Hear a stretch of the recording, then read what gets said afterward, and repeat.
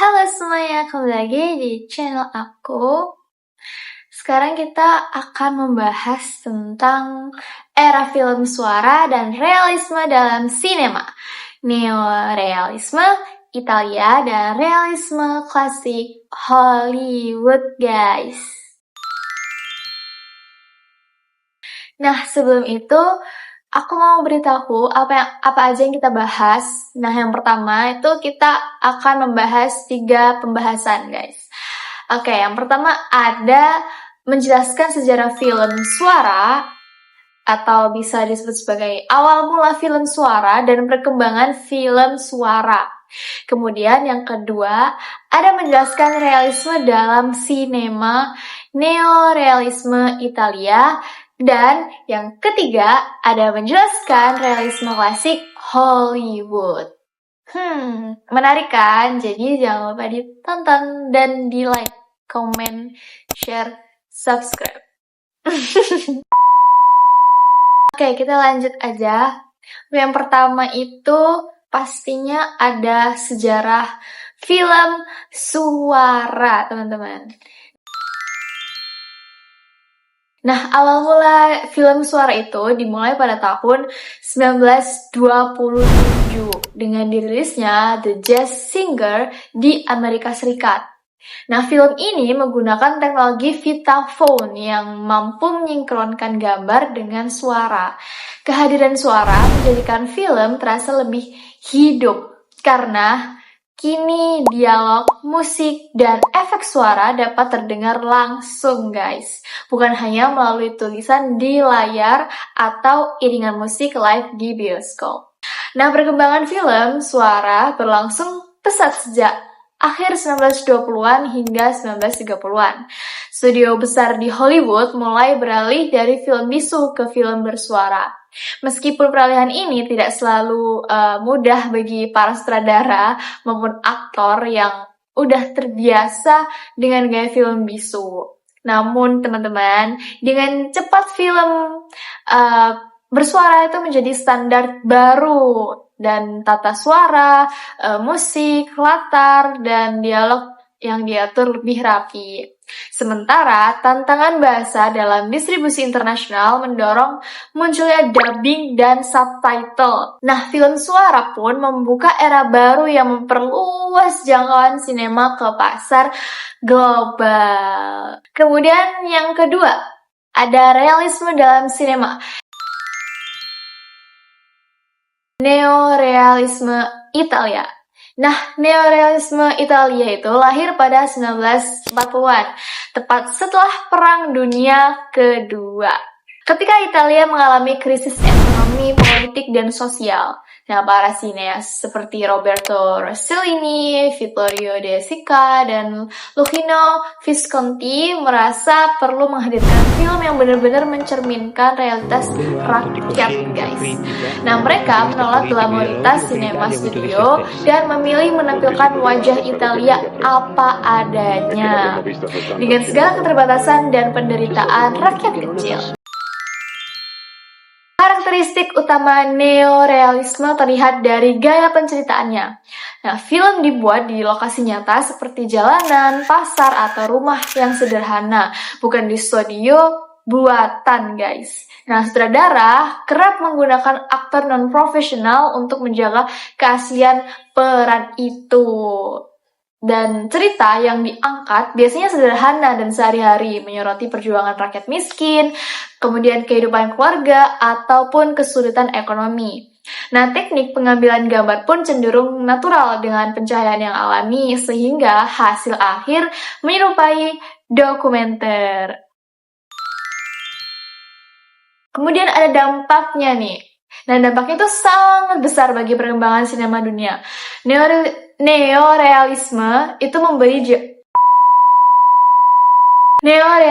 itu memberi wajah baru pada film, menjadikannya bukan hanya hiburan, melainkan juga cermin sosial, guys. Nah, gerakan ini tuh menginspirasi lahirnya berbagai aliran film lain seperti French New Wave di Prancis dan film-film independen. Hingga kini, pengaruhnya tuh masih terasa dan karya yang berusaha menampilkan kejujuran sosial dan realitas tanpa glamour. Oke, kita langsung aja lanjut yang ketiga. Nah, yang ketiga tuh ada realisme klasik Hollywood. Realisme klasik Hollywood berkembang sejak awal abad ke-20, guys. 20 hingga 1960-an. Dibangun melalui sistem studio besar yang mendominasi industri seperti MGM, Paramount, dan Warner Bros. Nah, tujuannya itu adalah menciptakan pola naratif yang jelas, rapi, dan mudah dipahami oleh penonton. Sehingga sinema Hollywood klasik menjadi standar industri yang bertahan lama. Dan kemudian pada era film bisu, Hollywood sudah mulai membentuk bahasa sinema klasik melalui teknik editing, penggunaan close-up, dan prinsip kontinuitas. Kemudian penonton diajak merasakan alur cerita yang logis dan alami. Dan kehadiran film suara memperkuat gaya ini, guys. Nah, kemudian tahun 1930-an hingga 1990-an disebut sebagai zaman keemasan Hollywood. Ketika berbagai genre berkembang pesat, mulai dari musikal, gangster, melodrama, western, hingga film noir. Kemudian ada ciri khas.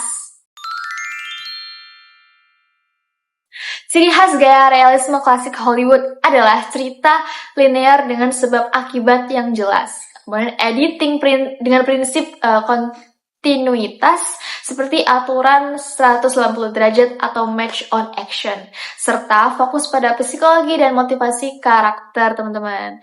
Ada produksi film dilakukan di studio dengan pencahayaan dan tata artistik yang terkontrol, namun tetap dikemas agar terlihat realistis. Dengan cara ini, penonton bisa hanyut dalam cerita dan seolah lupa bahwa mereka tuh sedang menonton film, guys. Nah, realisme klasik Hollywood pun menjadi model dominan dalam sinema global yang pengaruhnya masih terasa hingga sekarang. Keren banget gak sih teman-teman perjalanan era-era perkembangan di film itu.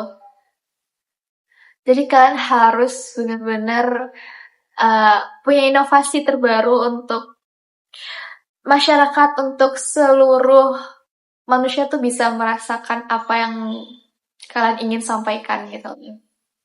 Keren banget. Oke teman-teman, kita sampai di part terakhir nih, yaitu kesimpulan. Nah, kesimpulan dari video atau pembahasan ini adalah era film suara itu membawa revolusi besar dalam sejarah sinema. Karena untuk pertama kalinya, film dapat menghadirkan dialog, musik, dan efek suara yang sinkron dengan gambar. Dari perkembangan ini muncul dua arus besar realisme dalam sinema. Neorealisme Italia lahir sebagai respons terhadap kondisi sosial politik pasca perang dengan ciri khas kejujuran sosial dan penggunaan lokasi nyata dan juga aktor non-profesional, teman-teman. Sebaliknya, realisme klasik Hollywood itu berkembang melalui sistem studio yang kuat dengan narasi linear, editing kontinuitas, dan fokus pada hiburan yang realistis. Tapi guys, keduanya tuh sama-sama berupaya menghadirkan realitas, namun dengan pendekatan yang berbeda. Yang satu menekankan kejujuran sosial, sementara yang satunya lagi menonjolkan ilusi naratif yang rapi dan mengalir gitu. Oke teman-teman, jadi mungkin sampai sini aja pembahasannya. Dan aku berharap kalian paham dengan apa yang aku bahas. Dan lagi-lagi, sampai jumpa di video selanjutnya. Bye-bye!